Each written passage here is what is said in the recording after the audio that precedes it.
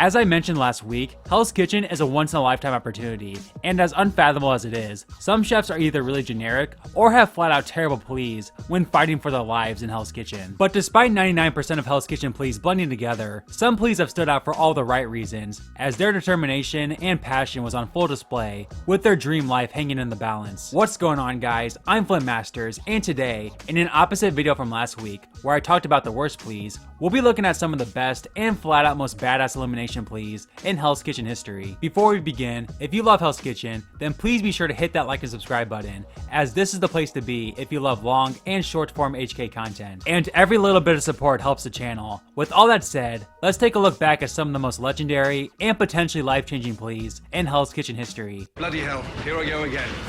Very few chefs in Hell's Kitchen history can compare to Sterling when it comes to their love and passion for cooking, all the while being a loving and caring soul. However, at the final 13 nomination ceremony, Sterling showed no mercy to Steve, one of his main bullies, proving that Sterling was indeed willing to turn it up a notch to stay in the competition. But I have proved that I do know how to cook, and I will not be back on the chopping block. Sterling. I don't talk about what I can do. I go out and do it. How many times have he sent anything back these last few services of mine? And how many he done sent of yours? Dude, I f***ed up one hell of a No, time. you f***ed up a lot. On the topic of beloved chefs, one could argue that no chef had been more loved than Sterling up until Steve in season 20. And while he ultimately couldn't pull out the win, a large part in fact due to his weak black jacket plea, he passed his first time up on the chopping block with flying colors. Steve, why should you stay in Hell's Kitchen? Tonight was a fluke.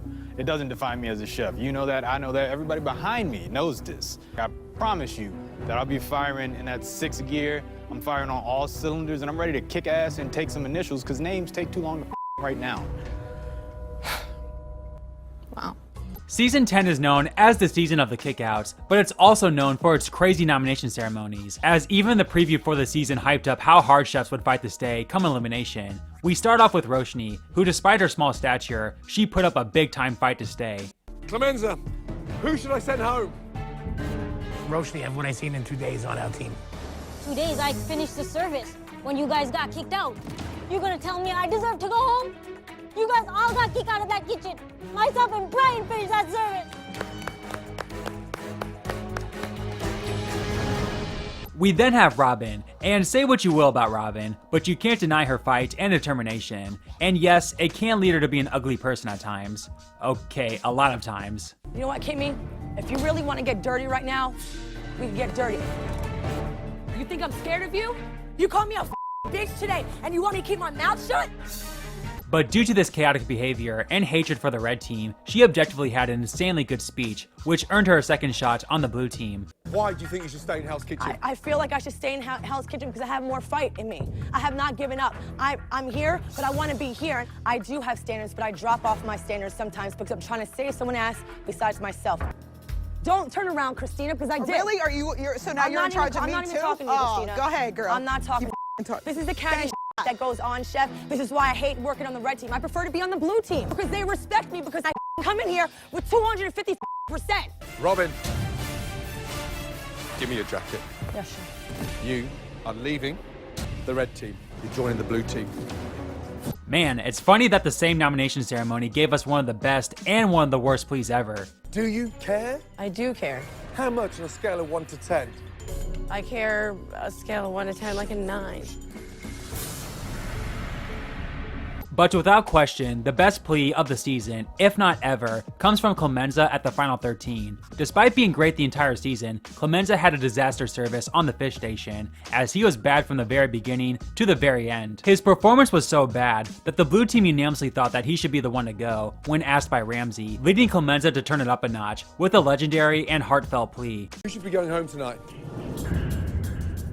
I would have to say Clemenza, chef. You know, Chef Clemenza. Chef, I've always played 100%. And even tonight, I felt like I played 100%. Brian.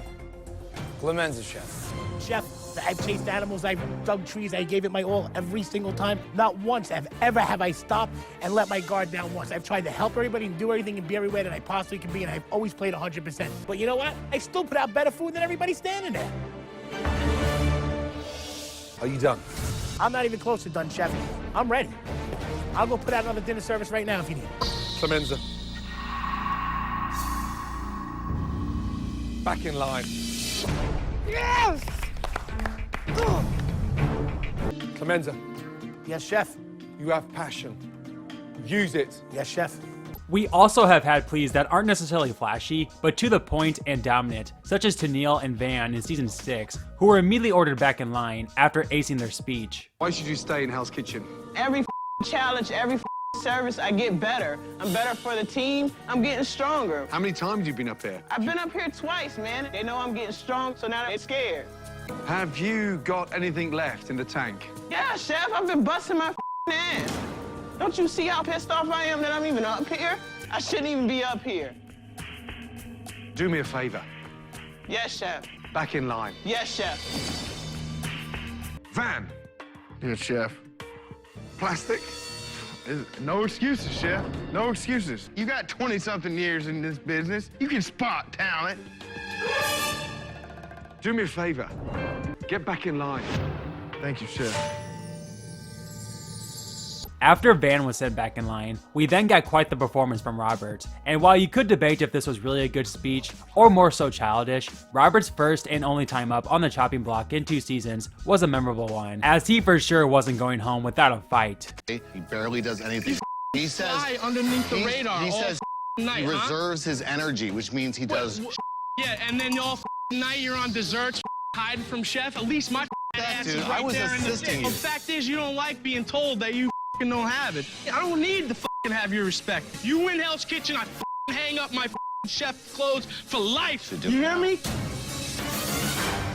While Matt from season 4 is a meme at this point in HK due to making Ramsay throw up, getting kicked out for his whiny attitude, and objectively being one of the least talented chefs to ever make it to the Black Jackets, he did truly have a great arc when it came to his rivalry with Ben, as he completely dominated at the final 9, while Ben tanked. And what makes it so great is that this is exactly what Matt argued would happen during his final 10 nomination plea, stating that his teammates such as Ben were holding him back, and that he would do better on the red team. And while you could say it's a lame excuse, Matt really did stand his ground here, which you have to respect. Chef, I should stay in Hell's Kitchen because I was pushed and bullied off my station tonight, while other members of my team is hiding behind one person. Who pushed off your section? Bobby pushed me off my section. You hid behind Bobby. Ben hides behind Bobby, not me. I don't even have a voice in my kitchen. No one listens to me. I guarantee you, if you put me on the red team, you'll see the failure in the blue team. You want to cook with the girls? I have no shame of working with women in the kitchen, Chef. Matt. Get back in line. Thank you, Chef. I also want to include Nedra on the list, as while Robert had an entertaining plea that resulted in elimination, I think the best plea of all time that resulted in elimination comes from Nedra at the final 8 of season 11, a fitting way for her big time presence to leave the season. Nedra, 30 seconds. I think I should stay, chef, because last night I made a big decision. I stepped up and said, I'll go, because I feel like anything in life, if it's given to you, you don't appreciate it. So I'm gonna work for it and I'm gonna go to the blue team. And that's what I did. So I went to the blue team and I'm fighting for it. Nedra, give me your jacket. You fought hard, but you, Vegas chef. is not on the cards for you. Thank you. Thank you, chef. Good night. For some odd reason, Ramsay was really hard on poor Autumn from season 7, as I guess since she was pretty and didn't feel the need to argue every 2 seconds, that made her seem less passionate than other chefs. Ramsay nagged on her the entire season about her lack of passion, even bringing it up when she was on the chopping block in episode 4, but Autumn wasn't having any of that, and told Ramsay just how much she loved cooking. I would have been mortified, but for you it was like, f it, you know. I don't believe that. You are soulless. I'm not soulless. There's so much in here. I left my PhD program to cook. I had a full ride, but I gave that all up and made $10 an hour for 2 years. Busted my hump because I love to cook. Me being soulless, that's just not true. A person doesn't give up everything to follow their dreams because they have no soul. In my eyes, the best plea in Hell's Kitchen history comes from Paul in season 9. As I said at the very start of the video, the prize of Hell's Kitchen is life-changing, and Paul's life changed for the best when he beat out Will to win season 9, becoming the head chef of BLT Steak.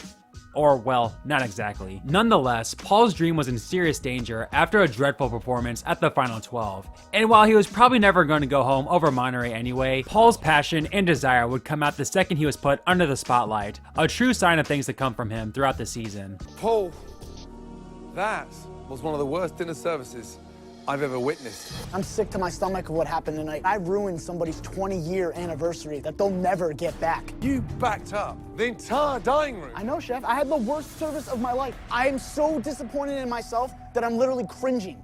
I don't want that to ever happen again, and I have enough determination to make sure it won't happen again. That's why I still want to be here, because my fire isn't out. Paul. Chef. Back in line. Thank you, Chef. Thank you guys so much for watching this video of the most badass pleas in Hell's Kitchen history. If you enjoyed it and want to see more content like this, then please be sure to hit that like and subscribe button, and let me know in the comments if I missed any other dominant nomination pleas. With all that said, take care everyone, and I'll see you next time. Get out of there.